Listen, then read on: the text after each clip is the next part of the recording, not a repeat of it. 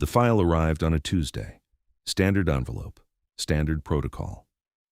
I had received 47 of them in 12 years. I opened it the way I opened all of them, without hesitation, without questions.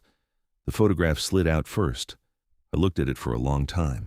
Then I looked at the name beneath it. Then I looked at the photograph again. My wife looked back at me from the page, and I understood in that specific moment that my life had just divided into two parts. Everything before I opened that envelope, and everything after. 12 years ago, I was a mid-level intelligence analyst with a talent for pattern recognition and a problem with moral flexibility. The agency noticed the talent. They were less interested in the problem. I was recruited into a division that does not appear on any organizational chart, no official designation, no public mandate. We call it the last level. When the official channels have run out of options, when a problem needs to disappear rather than be solved, when accountability cannot be part of the process, they call the last level, they call me. I have been the last level 47 times. I have never failed. I have never asked why. Because asking why is how you become the problem rather than the solution. 12 years, 47 files. Not once did I open one and see someone I knew, until Tuesday. Her name is Clara. She has been my wife for 9 years. We met at a conference in Geneva. She was presenting research on international financial regulation. I was there under a cover identity, attending on behalf of a company that does not exist. We had dinner. We had dinner again. 6 months later, we were married. I told her I worked in private security consulting. She told me she worked in financial analysis. We built a life on 2 cover stories, and apparently neither of us noticed. The file does not explain why she is a target. Files never explain. They contain a photograph, a name, a location pattern, and a method recommendation. Hers recommends clean and untraceable, which is what they always recommend for me, because that is what I do. I am clean and untraceable. 47 times. I read the file 3 times. I did not begin the assignment. For the first time in 12 years, I did not begin the assignment. I told myself I was doing due diligence. Standard protocol is to verify the subject before proceeding. I was verifying the subject. I was also lying to myself for the first time in 12 years, which made sense because apparently I'd been married to a lie for 9 of them. I started with the finances, 3 accounts I did not know about, not hidden poorly, hidden professionally, structured across 2 jurisdictions in a way that would not appear on any standard financial check. But I'm not a standard financial check. Then, the travel records. She had told me she was in Edinburgh 3 weeks ago for a financial regulation conference. She was in Edinburgh for 11 hours. She was also in Vienna for 36 hours under a different name. Then the phone, the second phone. She kept it in a hollowed-out section of a book on the 3rd shelf of her home office. I know this because I searched her home office on a Wednesday morning when she was at her actual job, which I am now no longer certain is her actual job. The phone was encrypted. I broke the encryption in 40 minutes. The messages were operational, not personal, not financial, operational. She was running assets. My wife was an intelligence operative, had been, as far as I could tell from the message history, for at least 11 years. 1 year before we met. I sat in her home office for a long time, the second phone in my hand, the last message on the screen. Sent 6 weeks ago, from a contact listed only as handler. It said, "Asset confirmed active. Proceed with file when ready. Do not hesitate." Attached to the message was a file. I opened it.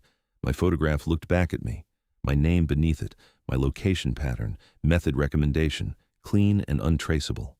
She had received my file 6 weeks before I received hers. I waited for her at home. I did not plan what to say.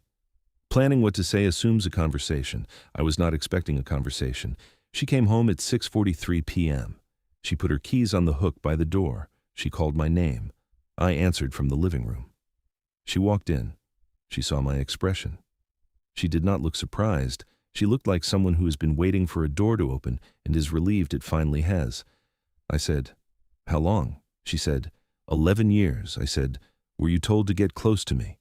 She said, "Yes." I said, "And the marriage?" She said, "The marriage was mine, not the assignment." There was a silence. I looked at her.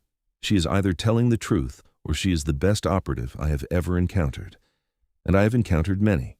Then she said, I received your file 6 weeks ago. I said, I know. She said, I did not proceed. I said, I know that too. She said, they sent it to you because I did not proceed. And there it was, the shape of it. She had been told to eliminate me. She had not, so they sent me her file, to clean up her failure to clean me up. We were not two targets. We were one problem being solved from both ends simultaneously. I said, who is your handler? She said, a man named Hargreaves. I said nothing, because Hargreaves was my handler too.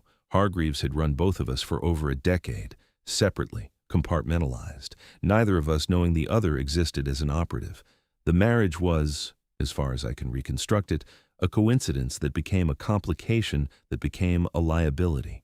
Two of his most capable assets, married to each other, both of us knowing things that could end careers, both of us having the skills to make information disappear or appear, depending on the requirement. An auditor had been appointed to review the division 3 months ago, the division that does not exist, the last level. An audit of a thing that does not exist is not an audit. It is an investigation. Hargreaves had known for 3 months that the investigation was coming. He had spent those 3 months identifying the people who knew enough to be dangerous if they talked. And rather than be one of the dangerous people himself, he had decided to remove the dangerous people, starting with us. Not because we had done anything wrong, because we knew enough to prove he had. 47 files in 12 years. His orders, his decisions, our hands. He needed our hands to disappear. My wife looked at me across the living room. She said, how long have you been doing this? I said, 12 years. She said, and you never asked why. I said, no. She said, I asked, once, 3 years ago. I said, what did he say? She said, he said, asking why is how you become the problem. I said, yes. She said, and you believed that. I said, I did not know I had a reason not to until Tuesday. She had evidence, not the kind that goes to a court, the kind that goes to the people above Hargreaves, the people the last level was supposed to be accountable to, but never was, because Hargreaves had spent 12 years making himself indispensable enough that no one looked closely at the accounting. She had been compiling it for 3 years, since the day she asked why and received the answer that was also a threat. 11 years of operational data, 47 assignments from my side, a parallel number from hers, routed through Hargreaves, authorized by Hargreaves. She had the originals, not copies, originals, the kind that establish chains of custody, the kind that auditors find very interesting. We spent 4 hours preparing the package. I did not think about what it meant to be working alongside someone I had been married to for 9 years and had known as a spy for approximately 90 minutes. There was not time to think about it. There was a package to prepare. She was better at it than I was, which told me something about the 9 years that I filed away for later. At 11 p.m., we had what we needed. At 11:23 p.m., we were in a car. At 11:47 p.m., we pulled up outside a building I had been to 47 times. Hargreaves's office, light on. He was working late. She looked at me. I looked at her. She said, together. I said, yes. We walked into the building together, past the security desk, past the floor I had walked past 47 times, to the office at the end of the corridor.